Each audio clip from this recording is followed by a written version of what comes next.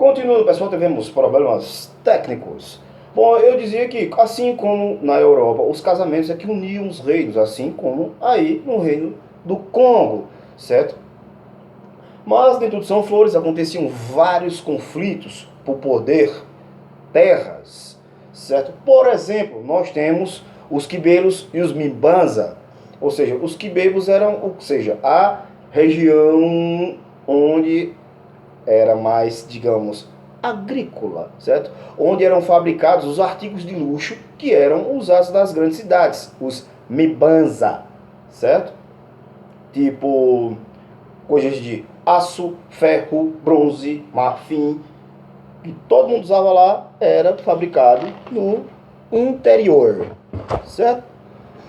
Então, o reino do Congo era presente, se expandia por uma grande área, ou seja, Angola, Gabão, República do Congo, República Democrática do Congo e entre outras coisas. O tráfico de escravos começa em Angola e várias revoltas acontecem contra seus escravocratas, ou seja, adivinha?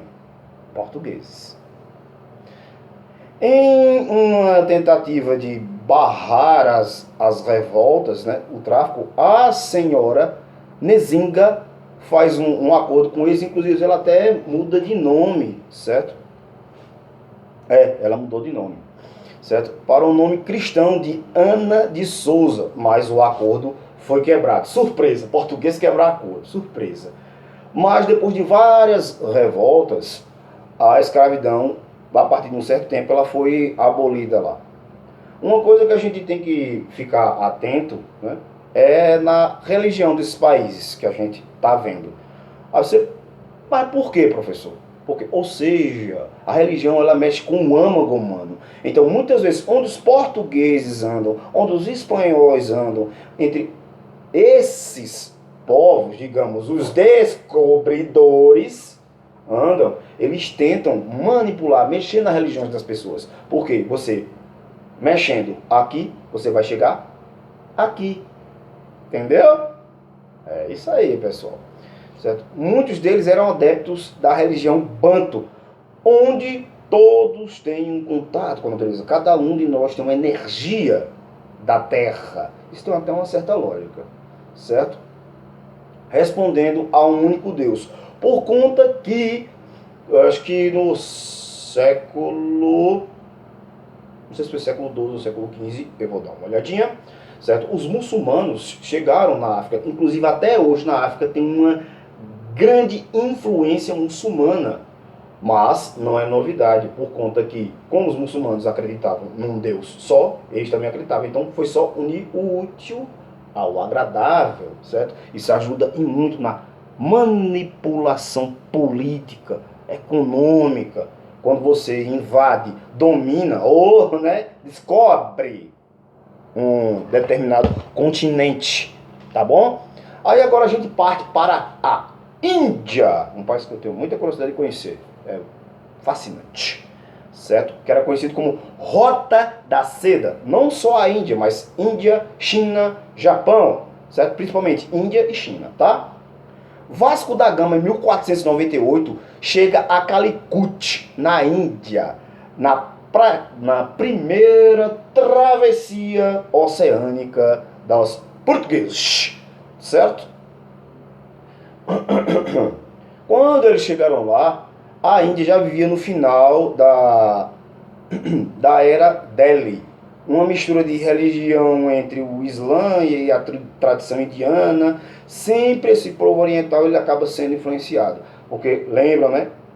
O Império Islâmico ele invadiu várias terras, que fica bem claro.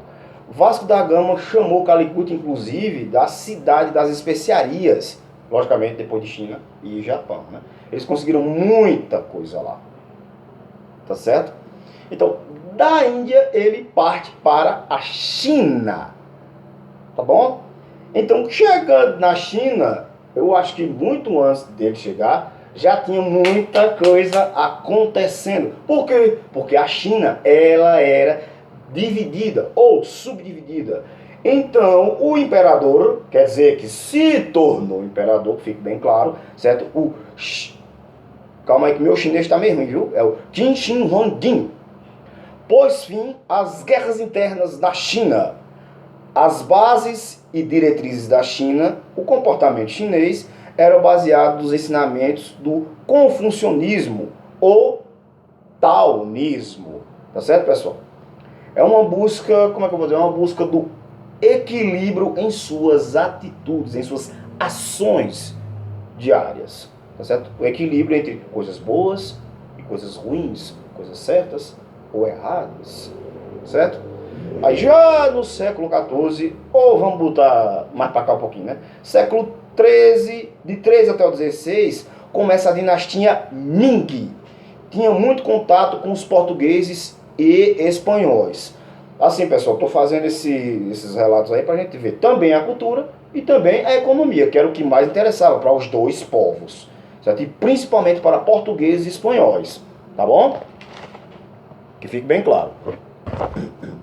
Certo? O grande contato com os navegantes ocidentais renderam grandes negócios, tipo plantas, pessoas, né? E, logicamente, os vasos Ming, que até hoje valem milhões de dólares. E pólvora, acredite se quiser, pólvora, certo? Outra coisa que eu queria dizer a vocês é que existe, presta atenção, eu falei 13 a 16, né? Beleza. E os chineses também eram grandes navegantes. Então, existe um mapa chinês, se eu não me engano, foi encontrado, não se sabe a veracidade desse mapa, mas que ele data, se eu não me engano, ou é século 11, 12 ou 13, e acreditem, tá lá o Brasil. Ó, Vasco da Gama, China, século 13, tarará, tarará. Logo depois os cabas chegam aqui e dizem, ó, a gente achou! Muito fácil, né? Ó, vamos agora para o nosso próximo país, Japão. Chegando do Japão, o Japão ele é shintoísta. O Japão, ou seja, é uma forte ligação com seres mitológicos, com a natureza. Ou seja, pedra, água, fogo, ar. Certo? Era a religião do Japão, mas também foi influenciada pelo cristianismo, trazido pelos portugueses, certo? Mas antes deles chegarem lá, tal como a China, o Japão também era subdividido em clãs, ou dividido em clãs. Então existiam grandes guerras, grandes conflitos no Japão. O Japão não era unificado, certo? Que inclusive nessas guerras, acreditem, existia a participação. Sabe aqueles caras todos de preto com a espada nas costas? Os ninjas? Exato. Muitas vezes eles eram contratados por shoguns ou mesmo senhores feudais para matarem seus devedores. Aí até hoje tem muito misticismo referente aos ninjas, né? Mas só que os ninjas eram clãs que não obedeciam ao shogun, o chefe geral do Japão, tá? Já, como a gente está falando dos ninjas, né, tinham os samurais, que eram os grandes protetores do Japão e seguiam à risca as ordens do shogun, o grande líder do Japão. No século XV, com o enfraquecimento do shogunato, entra na luta pelo poder, nas disputas, os daimyo. Eles aceitaram de melhor forma, né, o processo de cristianismo, porque também os caras estavam negociando com os portugueses, com a galera e tudo mais. Então, ou seja, né, essa aceitação, tipo, meio que oportunista, digamos assim, né, não foi só uma questão religiosa, tá certo, vamos seguir Jesus.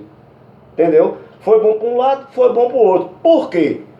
Porque com o enfraquecimento, houveram várias batalhas. E, no fim das contas, com essas negociações, eles conseguiram armas de fogo, ou seja, com força bélica, eles conseguiram, ou ele conseguiu, o Daimyo, chegou a ser um shogunato, ou seja, o Tokugawa Ieyasu chegou ao poder. Né? Enquanto os caras estavam com espada, arco e tudo mais, os caras estavam bem armados. Tá certo, pessoal? Bom, essa foi a nossa aula de hoje. Abraço, paz, sorte. É isso aí. Espero que tenha dado uma clareada. Qualquer dúvida, dá o toque aí. Abraço. Tem mais, hein?